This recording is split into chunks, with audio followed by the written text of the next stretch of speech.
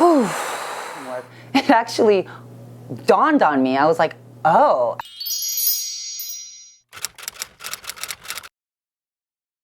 So I would say that my career journey actually started out in fitness because I actually received so much criticism from my Asian family members that I was too big, that I was too overweight, that I needed to, do something about the way that I look.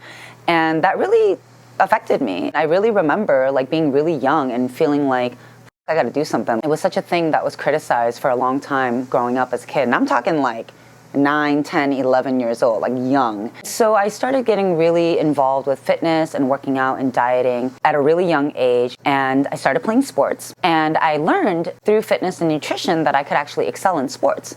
And so I got really into fitness in that way. As I started getting more involved with fitness, I realized, oh my God, I love this. This is a way that I can turn something that will help improve me and fix me, but I can also do this for a living. I had a lot of success as a fitness professional, and then at some point I felt like I hit a glass ceiling, and I was like, all right, well, this can't be it. I felt like I already achieved everything that I thought would take me a lot longer by the time I was 24. So I moved out to the Bay Area because honestly I felt like if I can make it in California, I can make it anywhere. So I opened up a credit card, took my car, and I came out to San Francisco. From there, I struggled hard. I learned how to hustle my way back up to where I left off in Chicago, the level of success that I was in. And I just started burning myself out. I started realizing that I had a lot of work to do on myself. So I hired my first therapist.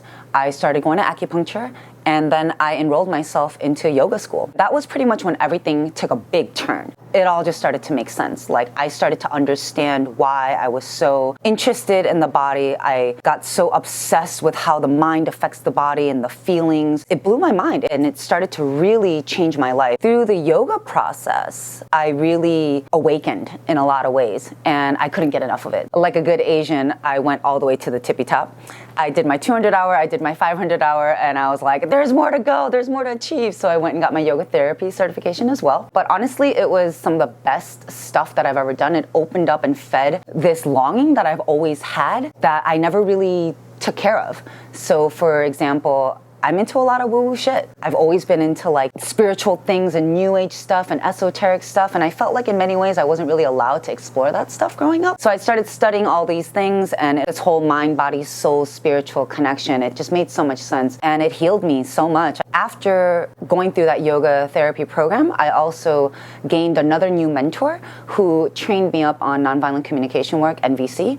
And she really taught me how to use this amazing communication practice, not only to coach my clients, but to also coach myself, use it as a lifestyle tool and a self-discovery tool. So as I started integrating all of these things, I realized that I'm not really a fitness person in just a fitness box, because I also like all the yoga stuff and the mind-body stuff and all the healing work and all the spiritual stuff. But then also I really value fitness, and I really value the body and wellness and health.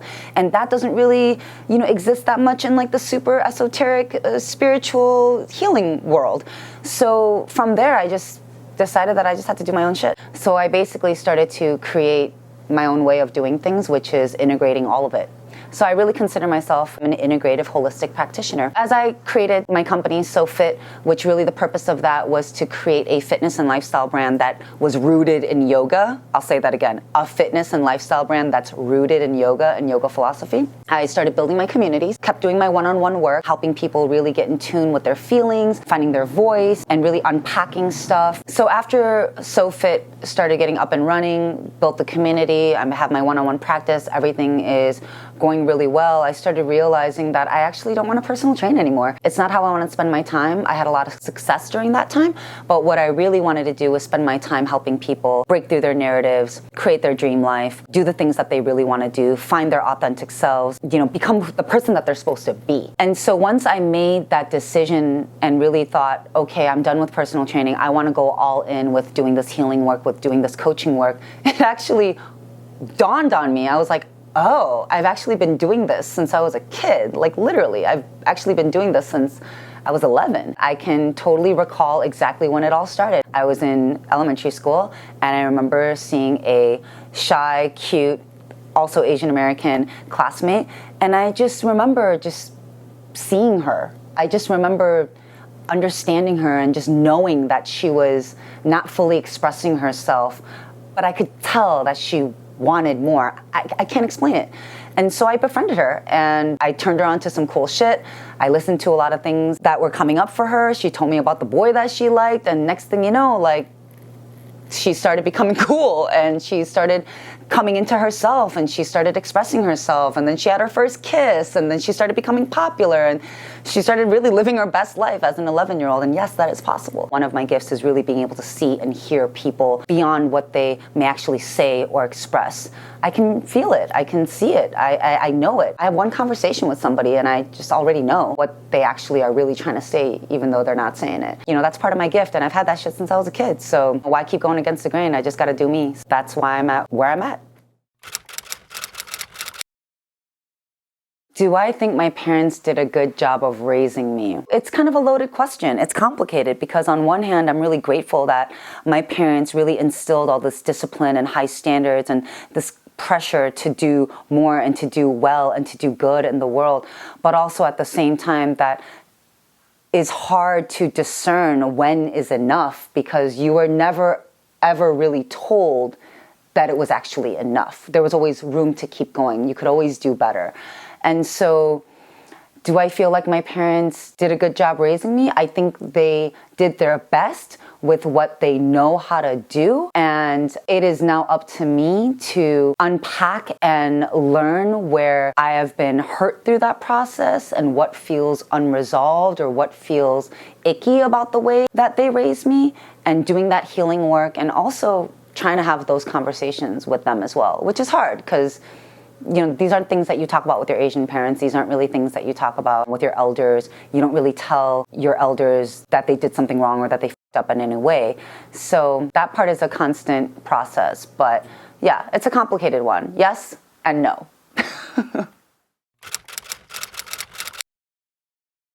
What was I like when I was in my 20s? Man, I was out of control. I did everything hard. I did everything Korean. Kimchi fire is what I like to call it. I went real hard, you know, like I partied hard, I worked hard, I burned the candle at both ends all the time, and I was really fucking proud of it. I was like, yeah, that's me. Like, I'm that bitch. I'm that bitch that fucking works all day and fucking parties all night, and that's who I am. Like, what? Like, with me. I was totally that person. A lot of that was my survival mentality, though. A lot of that was me feeling like I have to constantly prove myself. A lot of that was me constantly having to show that I could do it all, and that I could do the most, and that I could achieve it all, and that I could do all these things. It was a lot of fun in many ways, but I also really burned myself out quite a bit. And I feel like I missed out on a little bit of living. And I think that's really why I started doing the work in my mid-20s as well, because my early 20s were just such a 100-mile-per-hour kimchi fest. And by the time I hit like 24, 25, I feel like my life was like, bitch, slow down, this shit ain't working. You're starting to crumble. You're starting to have your first anxiety attack. Like, you're starting to feel like you're not good enough all the time. You're starting to like worry about the things that you said in that last conversation 2 days ago. Like, it's just not me. I think it started to catch up to me. So the first half of my 20s was a kimchi fire fest. And then the second half of my 20s was all about me digging deep and doing the work and just being an emotional, awakening, healing, beautiful, glorious, messy mess. I would tell my 20s self that it just gets so much better. And you just have to do the work. Oh my God. Being in my mid to late 30s now, I would totally tell my 20-year-old self, like, oh my God, dude, like, you don't have to go so hard. Like, you got plenty of time. There's so much more where this came from. It's okay. Like, it's only going to get better. You don't have anything to worry about. And just focus on the important things now. Like, don't wait till later. Another thing that I would tell my 20s self is like, yo, man, this shit just gets so much better. Like, you're a fucking baby. I know you feel like you should have it all figured out. You should be doing the most and making the most and all that. But like, you're literally just getting started. Like, you're good. You're going to look good. You're going to feel good for a long ass time. It's only going to keep getting better. So don't even trip. Like, the most important thing is that you continue to do you. You take care of yourself. You keep listening to your heart. You don't do what other people want you to do. You keep listening to your own internal compass and follow that fiercely. And it's all going to work out. It's going to be amazing. Just watch. 30s, 40s, like, it's just going to keep getting better. Ain't no stopping. My biggest strength is probably my determination.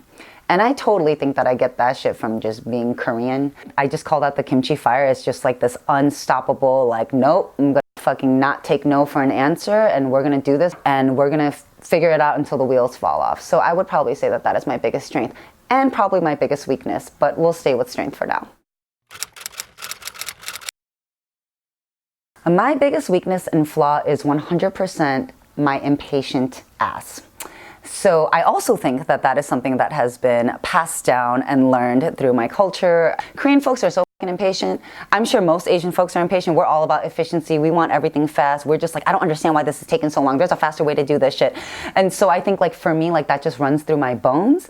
So again, it's like good because like at least I'm not dilly-dallying and wasting time in certain things, but also like not everybody moves at that same pace, and it kind of freaks people out, and like sometimes it shuts people down. And so I gotta check that. I gotta check myself when it comes to my impatience sometimes. Like I'm pretty clear about that. Like I know that that's like definitely one of my weakest points for sure. One of my biggest insecurities in general is, am I doing the right thing? Because I was questioned pretty much for everything that I did growing up. Every time I told my dad about a decision that I was making, his first response was, why would you do that? Like, are you sure? That was always the first thing that I was met with. Because it wasn't like this, like, oh, that sounds great. Like, how can I support you? Korean people don't do that shit. So basically, you know, just really questioning my next right action, questioning the next steps that I take, questioning, is this the right thing that I'm supposed to do? And I know a lot of people really struggle with that. And honestly, the only way to combat that shit is just keep going. You know, it's just, you just keep going and you'll find out. You'll find out and you'll figure it out when you get there. And if it ends up being the wrong thing, like, fuck it. I mean, I didn't die. Like, I'll figure it out. You lost a little bit of money, whatever. There's more where that came from. Made somebody mad. All right, I'm just gonna have to fucking get on my knees and apologize. Like, whatever. I'll figure it out. What is it that I want people to understand about me? I want people to understand everything about me. That is like my literal core childhood wound. I never felt like I was understood in so many ways. I always felt like I wasn't normal. And I know a lot of people relate to this. Like you just kind of feel like you're like the black sheep. Like how come I'm not like everybody else? How come I'm not like the rest of the Koreans? How come I'm not like the rest of the Asians? How come I'm not like my brother? How come I'm not like this? I was compared to all the time growing up. And so that's a loaded ass question. I mean, I feel like I'm always struggling and wanting to feel understood. The thing that I really want people to understand is that I'm for real. I'm the real deal. I don't bullshit. This isn't a shtick. I'm super passionate about what I do. I care about the people that I work with. I really give a fuck about making change. I really give a fuck about helping other people be the change that they want to see in the world and being the person that chases their dreams. Like what I do for a living is not something that I chose to do because, you know, it's a way for me to get rich quick or anything like that. Like this is who I am. This is my path and I'm living it fully and I'm trying my fucking best every day. My biggest dream is to have a big space, a compound where I can continue to grow my business, have my community come and share space with me where we can commune, eat together, move together, heal together. I can hold workshops there. I can run my business out of there. If I need to take care of my parents or my family, they can stay with me. I got a garden in the backyard. I got a pool for my pops. I got like, you know, a trainer that comes and takes care of my mom, you know, every day. That would definitely be part of the dream. Also part of the dream is being able to live in multiple places that really bring me bliss. So what I mean by that is I feel amazing, you know, like everybody feels amazing when they're traveling. Everybody feels amazing when they're like in different spaces, you know, because we're just constantly inspired and stimulated and whatnot. So a big part of my dream would be being able to spend time in places that really bring me bliss. This sounds really cliche, but the way that I like to spend my time when I'm alone is doing all the self-care things. So I like cooking myself a meal, having music in the background, smoking a little weed, getting on my foam roller, doing some yoga, getting lost in a journal, trying to make myself cry a little bit, doing some weird kooky shit, pull some tarot cards. That's the kind of shit that I like to do when I'm alone. And I think that probably isn't surprising to anyone. What would I want people to say about me at my funeral? That I was the shit. That they're gonna miss the fuck out of me. You know, I always have this saying, like, you'll miss me when I'm gone. But yeah, like, I want people to miss me hard.